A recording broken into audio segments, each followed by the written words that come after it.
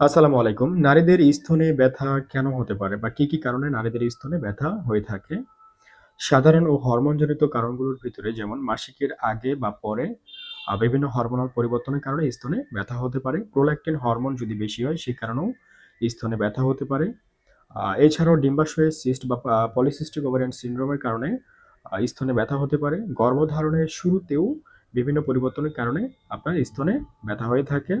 স্তন্যদানকালীন বা দুধ জমে গিয়েও আপনার স্তনে ব্যথা হতে পারে। এছাড়াও স্তনে ইনফেকশন জনিত কারণে হতে পারে, ফাইব্রোসিস্টিক আপনার পরিবর্তনের কারণেও আপনার স্তনে ব্যথা হতে পারে।